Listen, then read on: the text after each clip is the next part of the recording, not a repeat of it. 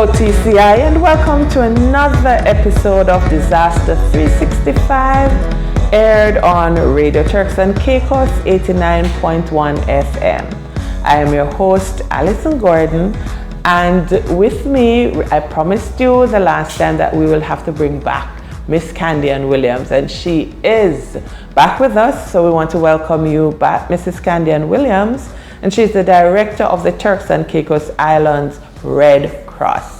Now in this episode, we'll be continuing our conversation, but we'll be focusing on the whole matter of partnerships and community involvement in disaster preparedness.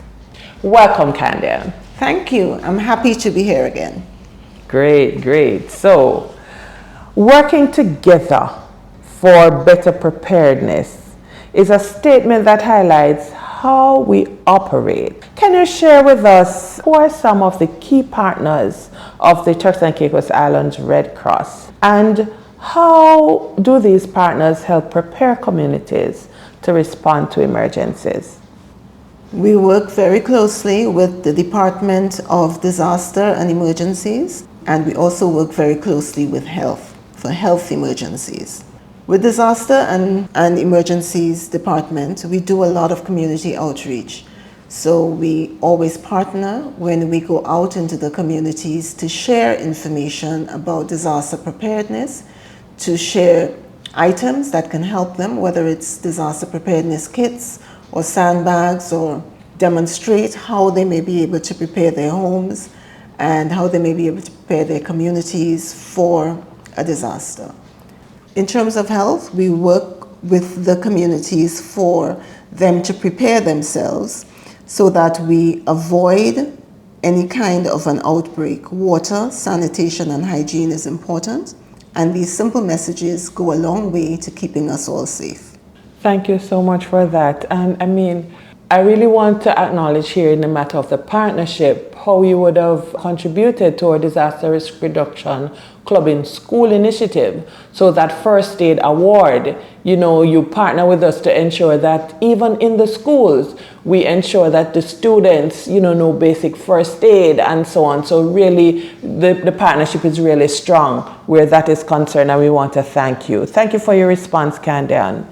All right, so how do these partnerships help to save lives and to really speed up recovery efforts? I'm glad you mentioned first aid, because that's one of the things that can help to save lives.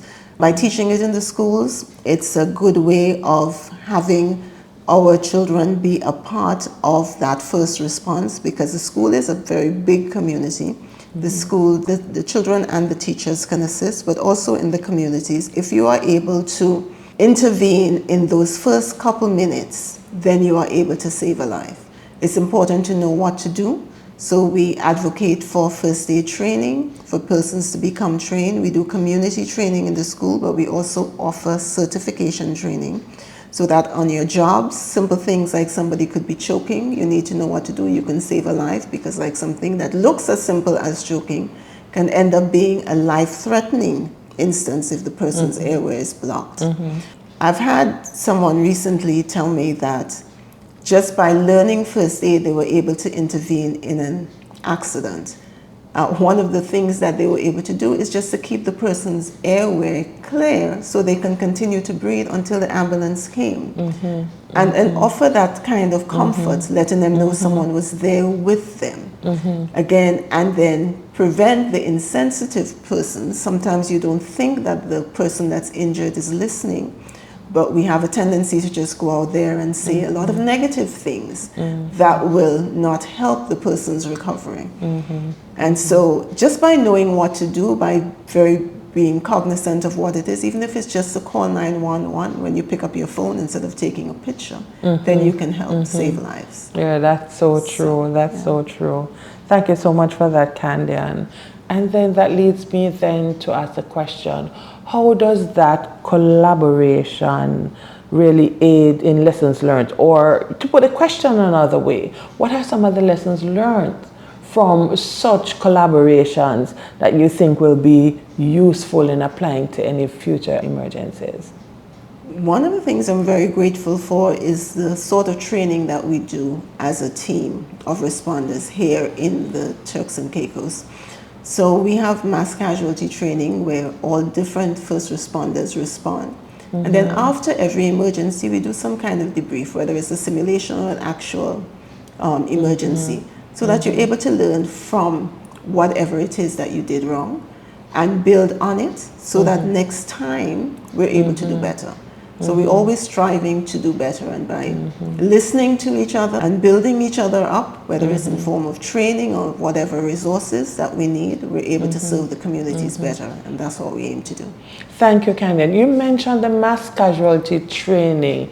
Is there a particular government department that really leads or you support that you want to maybe just highlight for the benefit of our listeners? Yes, the Department of Health and Emergencies. Okay. Again, we work closely with them, and they make sure that all of the responding agencies are able to know their role. If there is a mass casualty, they're able to know what each other's roles are and how we work together, so that if something does happen, we're not then fumbling to try and figure out what is happening, but we can spring into action because every second counts. Right. Thank you so much.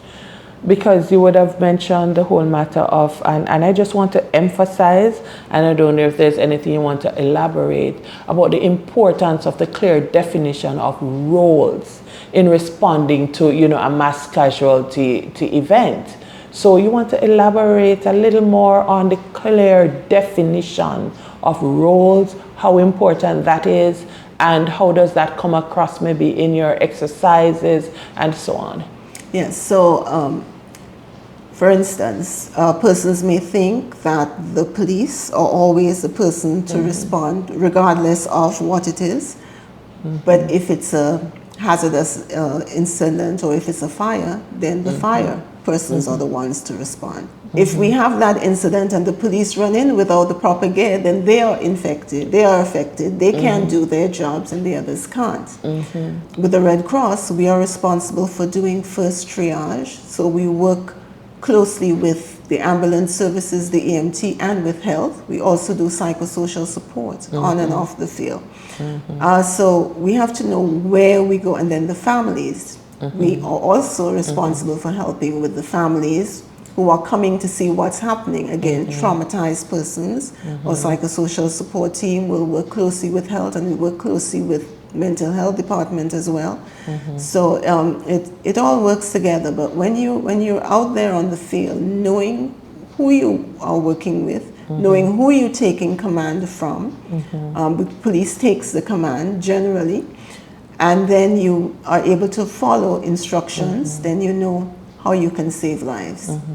Thank you, and hold it right there because I have a follow-up question. Listeners, you are tuned to Disaster 365 radio show right here on Radio Turks and Caicos 89.1 FM.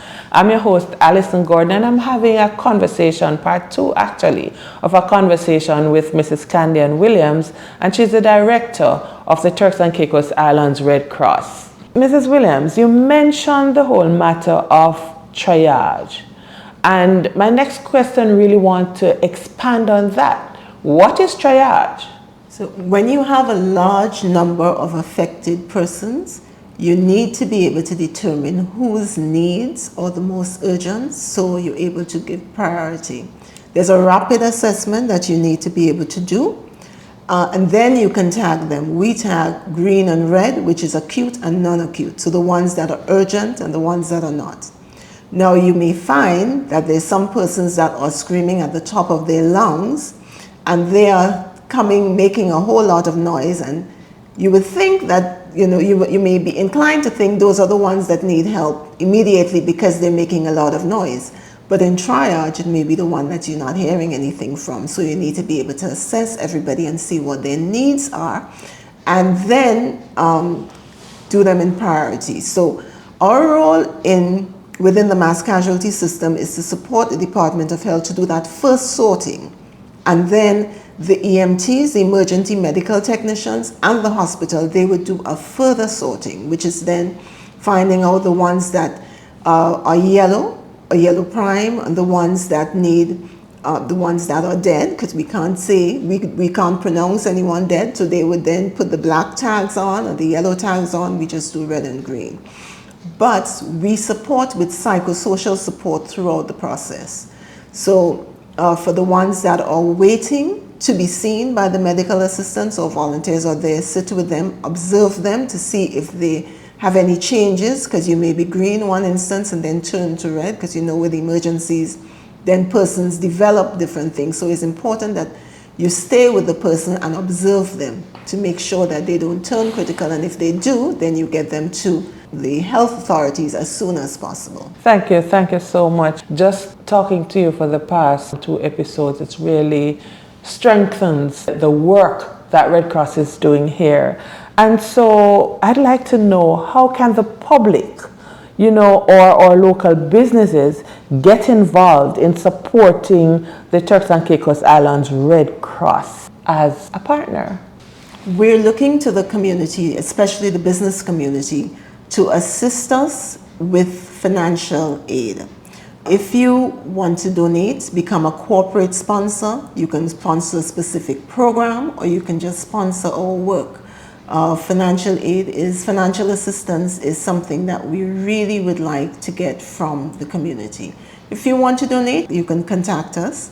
If you want to donate your time, we're always looking for volunteers. If you have a particular skill that you want to be able to offer to the Red Cross, we'll be very happy for that as well. So you can volunteer your time or you can volunteer your money. We have many persons, again, who have a lot of clothes in their cupboards and they want to give us the clothing.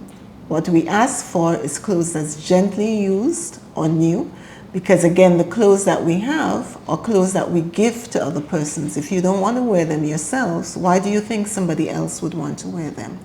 And our volunteers have to go through and sort the clothes. So, just make sure that the clothes, some people come and they iron it, they wash it, it's all in good order.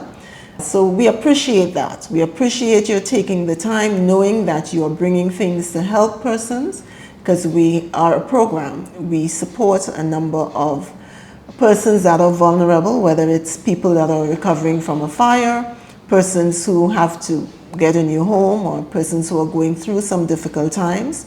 We also have a thrift store where we're able to sell items at a very reduced price. So persons who are not able to afford that, they can go and get something really nice at a very reasonable price.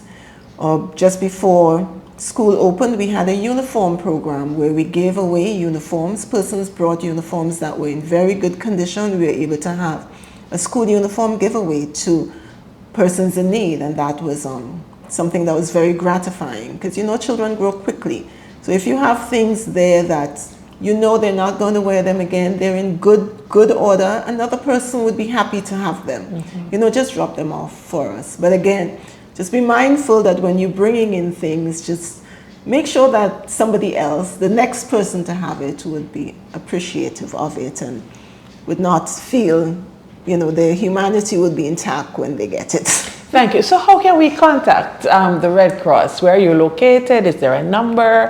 How can we contact you? We are located on Leeward Highway in Sunshine Plaza. It's right across from Fortis. A lot of people know it as the old Club Sodex. So that complex, just down from Digicel, right in the middle of the highway. Our telephone numbers is 941-8056 or 331-8056 or 232-8056. Thank you so much for that. And we encourage our listeners, join up, support the Red Cross. Any closing remarks, Candian? It's very gratifying to be able to assist persons in need. And if you think that you would like to help, just don't be afraid to reach out. When you are able to help someone, it gives you a good feeling. It also helps that person to pick themselves up. And that's what we're about. So we want the community to just come and be a part and be able to help your brother or sister in however best you can do so. Thank you so much, Candy, and it's really a pleasure to have you on. Listeners, you have been listening to Disaster 365 radio show here on Radio Turks and Caicos 89.1 FM. And guess what, Candian? I'm going to bring you back next week because I want to know more about training. You mentioned so much of the training programs that you offer, and I think we need an entire program for that. So the invitation is extended to you to join us for a third episode when we will talk about the training programs of the Turks and Caicos Islands Red Cross. Thank you. Until then, take care. Thank Stay you. safe. Look forward to it.